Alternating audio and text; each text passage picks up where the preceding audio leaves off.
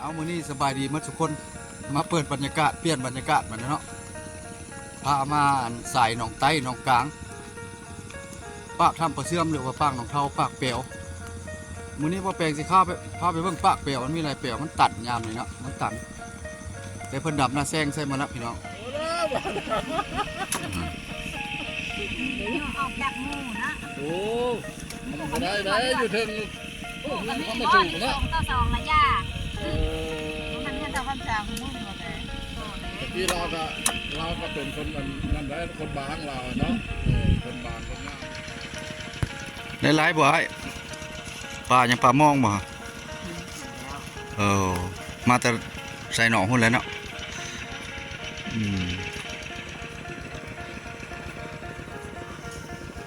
เพิ่นมาแต่ใส่หนองพุ่นละปลามองเพิ่นว่าพี่น้องปลามองมื้อนี้ก็อากาศบ่หนาวปานใดพี่น้องเพราะว่าพออยู่วานนี้ลมแห้งวานนี่บ่แปลงมาเบิ่งเนาะบ่อนที่ว่าหากินถ่ายให้พี่ให้น้องเบิ่งเพราะว่าผาตัวนั้นก็เจือนลงเลยฮะผาตัวนั้นเจือนลงมาขึ้นเส้นนี้ก็ได้แต่ว่ามันยากเอารถปะไว้แล้วเฮาย่างก็ถ่ายวิวเนาะก็งามอยู่บริเวณก็กว้างแต่มันก็หลายเจ้าเนาะพี่น้องเพิ่นก็ปั่นเจ้าไผ่เจ้ามันเป็นให้นามาแล้วพี่น้องกลายเป็นให้ทงนาหมดแล้วบ่นทำมาหาอยู่หากินแต่ว่าห้วยนี่แหละยังหากินได้อยู่พี่น้องเพราะว่าตูข้ามไปนี่ก็แม่นน้องอันพะด่างเนาะหนองอะไรปากเลยที่ใดโอ้ปลานี้นะปลากดน้อยเนาะโอ้ผู้นี้ได้บ่ได้บ่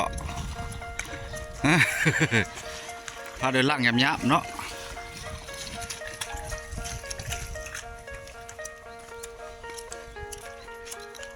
โอ้น้ำเลิกเติบนี่เนาะเดือน5แห้งบ่อยเดือน5แห้งอยู่บ่โอ้เดือน5บ่สิขึ้นเดือน6ที่เข้าป้านเนาะเข้าป้านมันก็ขึ้น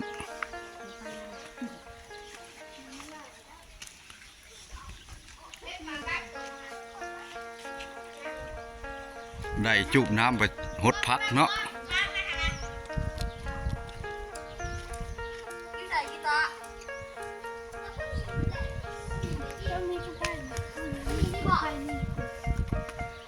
กับไฟบ่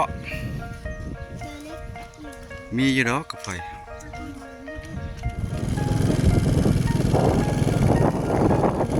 ขัวบาดท่าแค่ได้ขัวดีแล้วเพิ่นก็ได้ขัวดีแล้วพี่น้อง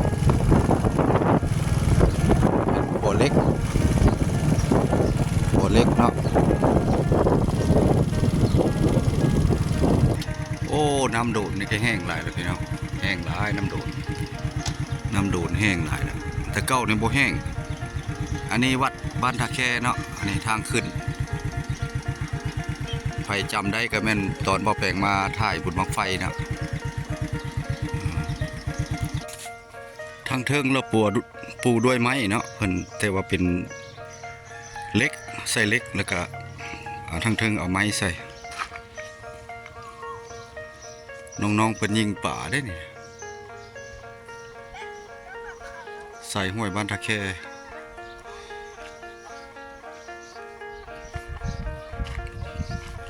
ขั้นเดือน1เนาะยังแห้งซ้ำนี้แต่ว่าเดือน4เดือน5นี่ก็คาดว่างพอแล้วน้ำโดน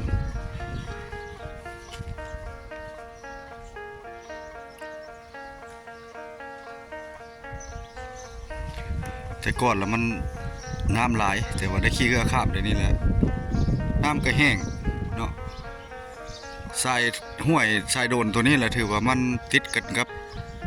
คีบกันสายคอนะแล้วก็เข้าไปทางพูดแล้วทับฝรั่งพูดแล้วเครือข่ายเดียวกันนะพี่น้องเครือข่ายเดียวกัน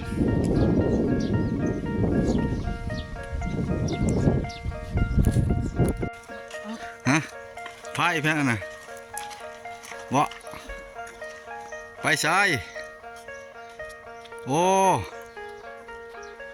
ได้บ่ไอ้สองตัวปลาหยังโอ้หลายบ่มันพูขึ้นมาแล้วยิงเนาะโอ้เลิกอยู่บนน้ำอยู่ใต้ฮะได้สองตัวละขัวในใช้6 ต้นแต่ว่าเทด้วยเสาปูนเนาะเพิ่นเอาเล็กลงกลางขัวน้องๆเพิ่นได้2 ตัวสันได้ป่าสายน้ำโดนเลี้ยงอาชีพสาวแข่งขมวนไปเนาะแต่ว่าบ่แห้งเดินหาเนาะเป็นแหล่งน้ำธรรมชาติเนาะไหลลงมาจากท่าฝรั่งวังสีขามงามพี่น้องโอ้เพิ่นดับนามาแล้วอันนี้เพิ่นดับนาอันนี้คือหนองกลางพี่น้องเนาะหนองกลางแต่ก่อนแล้วมันสิเป็นป่าหน่อไม้เนาะเป็นบ่อนหาอยู่หากินบัดนี้แล้วมันเป็นดินบุคคลแล้วเพิ่นดับนาใส่แต่ว่ายามนั้นแหละบ่ได้มีแต่ได้ขี้เหือพุ่นน่ะน้ำเพียงปลายไม้พุ่นล่ะเพราะว่าเฮ็ดนาแซงนี่ถือว่าได้รับมากผลดีเนาะ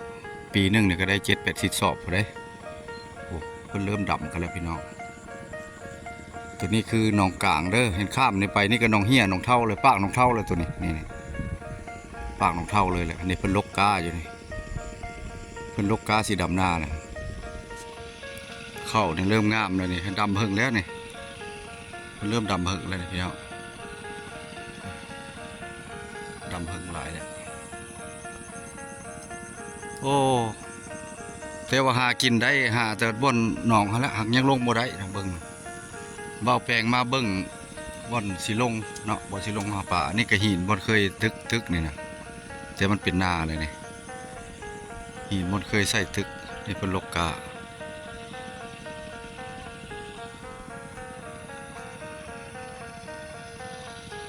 ลืมไม้ขาตั้งกล้องเดี๋ยวไม้ขาตั้งกล้องก่อน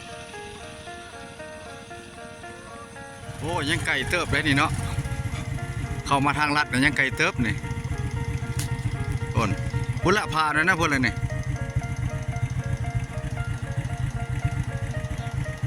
ยังไก่เตอไปทางนี้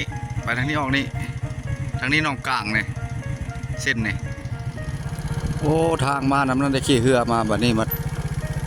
มาอย่างนี้เราเป็ดมันเนาะโอ้เป็นให้เป็นหน้ามาแล้วเขาเฮ็ดหน้าเมื่อไหร่ได้ไปกระบุกเบิกลายแล้วก่อนเอาไม้ก็บ่อยากมีละแต่เก้านี่ก็ไผ่ขี่หลายแท้เด้ก็ไผ่ขี่เด้อันนี้มันเป็นทางลัดเนาะพี่น้องทางลัดมาสายหนองเฮียหนองกลางหนองใต้ได้ใส่เรือแหละไป ข้ามไปหนองกลางบ่ใส่เรือบ่ได้น้ำยังหลายใส่เรือไป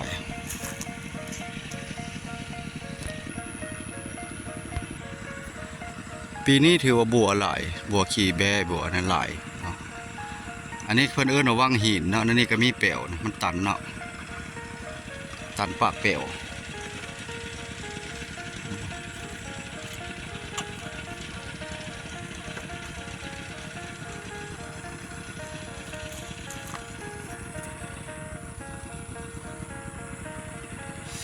ถือว่ายังลงบ่ได้พี่น้องเพราะว่า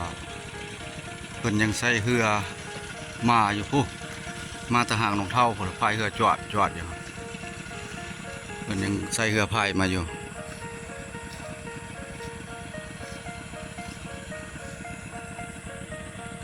จัดแหล่งท่องเที่ยวขึ้นแล้วก็ถือว่าหลายบ่อนเกิดขึ้นเนาะป่าเสียหลายบ่เคยแห้งป่ามันอยู่นี่มันแหละพี่น้องได้หลายบ่ไอ้ป่ายังป่ามองบ่มาแต่ใส่หนองหุ่นแล้วเนาะ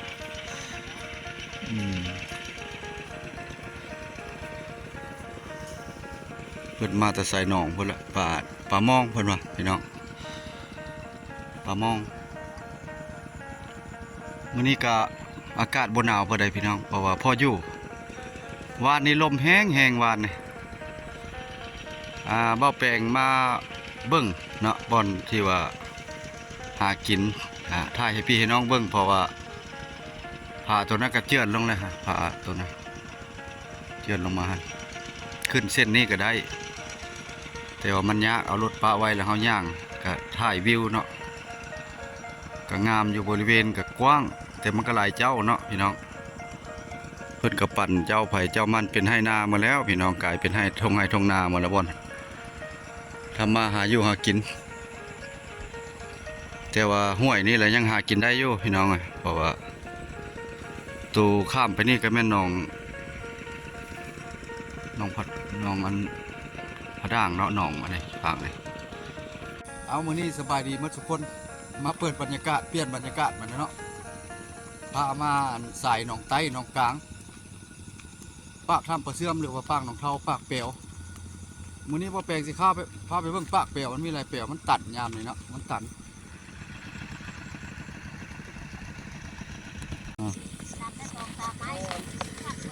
ตอนนี้ใครทำเลยเด้อ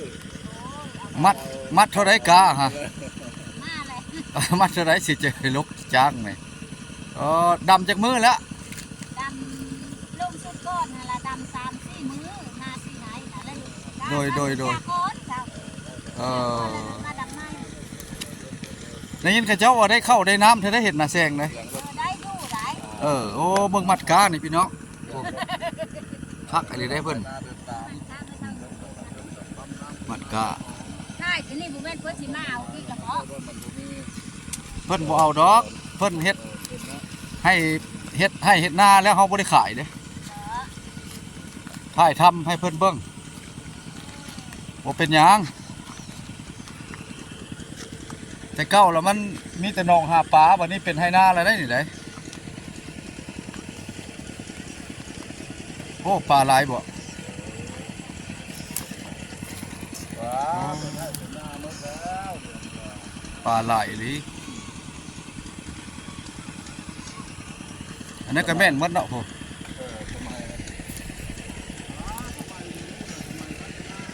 สมัยพัฒนาแล้ว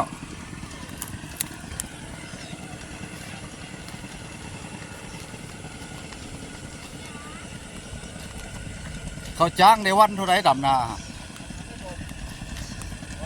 มันแพง เอาถามแน่เลยทำสมัยเป็นชื่อละเอาแต่เดี๋ยวอยู่ของมูลนิธินะเอาห้องได้คุยมาตกเอา กิโลนี่ก็มาถ่ายให้พี่น้องเบิ่งเนาะสายหนองใต้หนองกลางหนองเท่าเนาะทางไปทำประเสื่อมทางลัดก็สีบุมีอย่างไรเนาะขอจบเพียงซ้ำนี้คลิปหน้าคลิปในสีไปได้เลยสิข้ามไปถ่ายทางนั้นให้เบิ่งพี่น้องไปก่อนเด้อหมดสุขคน